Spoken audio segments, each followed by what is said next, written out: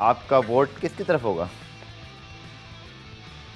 पाकिस्तान का अच्छा चांस है गफार। शायद कहीं और हो रहा था तो मे बी शायद व्यूज डिफरेंट होते, बट इन कंडीशंस में I think Pakistan has a really good chance. But India Pakistan के मैच में फिर से वही बात बोलूंगी, पाकिस्तान जो रिकॉर्ड पाकिस्तान का रहा है प्रीवियस वर्ल्ड कप में, ऑब्वियसली दुराने का दिल तो नहीं चाहता, लेकिन द पॉइंट इज कि the reason why Pakistan hasn't done well is because Pakistan pressure में आ जाता है। और वाकई अगर वो इंडिया कह रहे हैं कि वो उसको एक as a normal game treat करते हैं, तो वो वाकई ही ऐसे ही ट्रीट करते हैं जिस तरह के वो किसी भी, आई एम श्योर उनके शायद प्रेशर तो होगा, मैं ये नहीं कह रही कि प्रेशर उन पे नहीं होगा, प्रेशर उन पे भी होता है, पाकिस्तान इंडिया का मैच है, बट वो प्रेशर को हैंडल बेहतर करते हैं, मैं ये कह रही हूँ, जिसकी वजह से उनका सक्सेस रेट रहा है वर्ल्ड कप में या बड़े बड़े टूर्नामेंट में।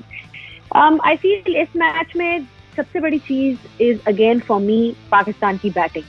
बॉलिंग मसा मसा आपको पता है बचा लेती है कहीं ना कहीं, अगर 170 180 करता है पाकिस्तान तो बॉलिंग आपकी है कि वो डिफेंड कर लेती है, लेकिन जहां आपकी बॉलिंग ने आपको लेट डाउन किया है वहां पे पाकिस्तान मैचेस हारा है। आप पिछले world cup T20 world cup उठा के देख लें, आपको याद होगा, आई थिंक वी वर, वो जो बांग्लादेश में जो हुआ था उसमें भी 3 डाउन थे हम फॉर नॉट मेनी रन, 84 पे शायद आपकी टीम जो थी वो पूरी आउट हो गई थी। उससे पहले भी जो है इस तरह से सिलसिला रह चुका हुआ है।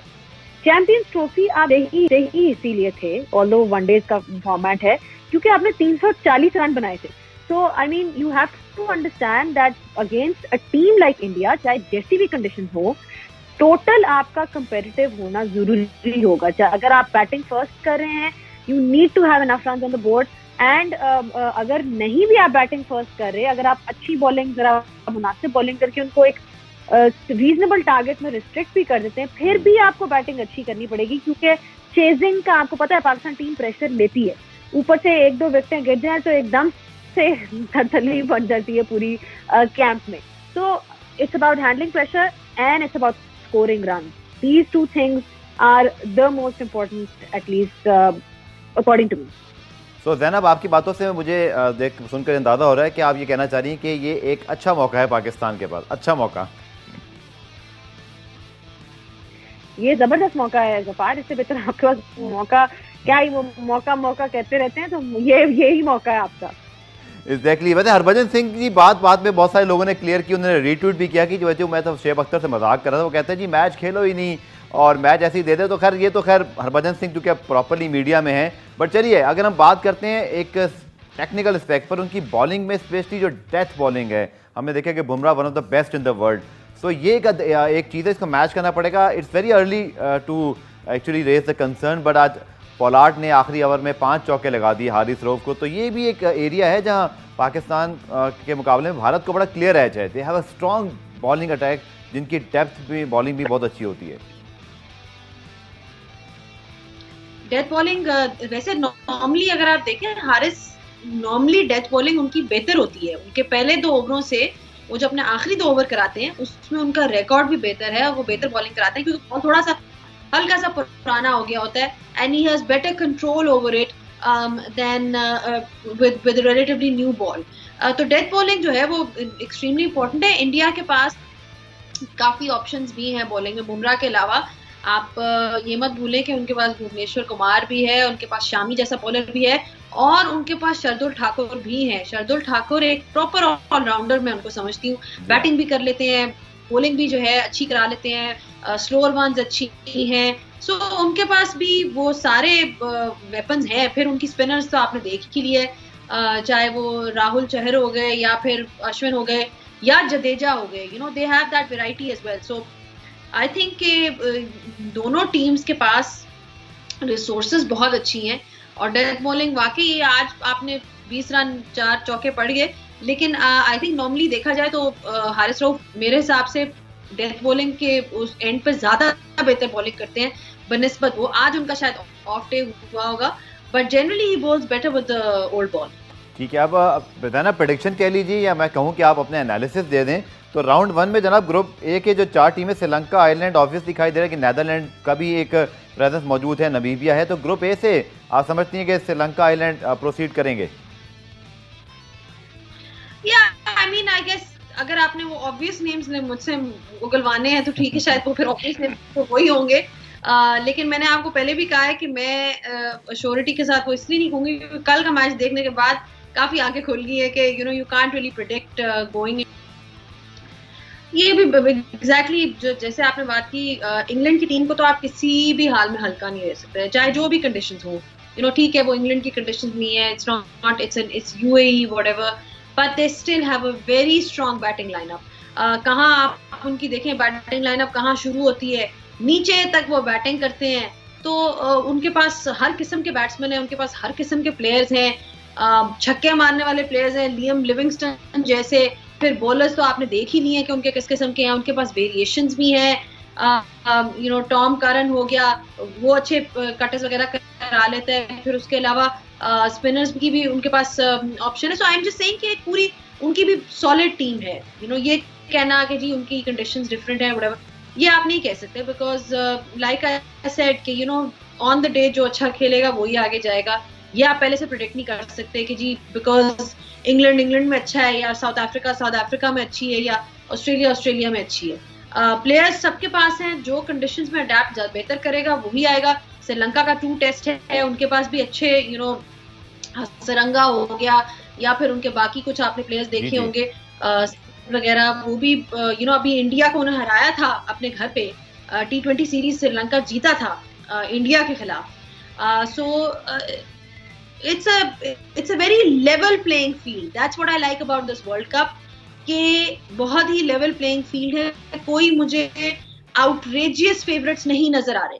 जिस तरह जो ओडीआई का वर्ल्ड कप होगा, आपको याद होगा उससे पहले हर एक ने कहा था कि इंग्लैंड आर आउटराइट फेवरेट्स, और वो जीत भी गए एंड में 2019 का जो वर्ल्ड कप था। लेकिन यहाँ पे इस फॉर्मेट में और इन कंडीशंस में आई डोंट थिंक कि कोई आउटराइट फेवरेट्स हैं। वेस्ट इंडीज़ की आपने बात की, जो फेवरेट टीमों में ऑब्वियसली चूंकि 2 डिफेंडिंग चैंपियंस भी हैं, बट 2 बातें। एक तो ये कंडीशंस जो है ज़ैनब, लग नहीं रहा कि उनके पावर हिटर्स के लिए इतनी आसान है, क्योंकि हर टीम को पता है कि अब ये कैसी कंडीशन है, तो 2-2 3-3 स्पिनर्स को कहीं तो 4 भी शायद खेल रहे होंगे, जो कि सपोर्टिंग है। और दूसरा, जब वो जीते थे 2016 का, तो सुनील नारायण और सैमुअल बद्री जैसे बड़े आउटस्टैंडिंग स्पिनर्स उनके पास थे, जैसे उस जैसे स्पिनर अब नहीं हैं। तो समझती वेस्ट इंडीज़ के लिए थोड़ी सी ये मुश्किल कंडीशंस हैं, कंसिडरिंग कि उनके जो पावर हिटर्स हैं दे वांट सम पेस, जो कि थोड़ा सा हिटिंग के लिए ज़रूरी होता है। This going to be tough, क्योंकि आज पाकिस्तान ने भी साबित करके दिखाया कि उनके खिलाफ स्पिनर्स अच्छा खासा कंट्रोल कर लेते हैं। वेस्ट इंडीज की जो डिपेंडेंसी है, वेस्ट इंडीज का जीतना जो है, it is dependent on how their batsman play spinners. अगर आप देखें वो जो है सिमरन हेटमायर, या फिर आप देखें निकोलस पूरन, ये इस किस्म के प्लेयर्स हैं जो कि अपनी पावर हिटिंग एबिलिटी, या गेल भी हो गए, पावर हिटिंग एबिलिटी पे रिलाई करते हैं। लेकिन अगर आपको याद होगा, क्रिस गेल ने PSL जितना दुबई में खेला हुआ है या यूएई में खेला हुआ है, उनका रिकॉर्ड कोई खास नहीं था। वहां पे वो स्ट्रगल करते थे हमेशा, चाहे लाहौर कलंदर्स के साथ हो गए या किसी और टीम के साथ, तो कराची के साथ हो गए। He is always struggled in these conditions, क्योंकि उनको चाहिए वो बॉल जो बल्ले पे अच्छी तरीके से आए। यहाँ पे फंस के बॉल आ रही है, डीप में कैचेस हो रहे हैं, मिड विकेट पे लॉन्ग ऑफ लॉन्ग ऑन पे कैचेस हो रहे हैं, इसलिए क्योंकि वो पेस नहीं मिल रही। सो वेस्ट इंडीज यहाँ पे मेरा ख्याल है थोड़ा सा उनका एडवांटेज कम हो जाता है।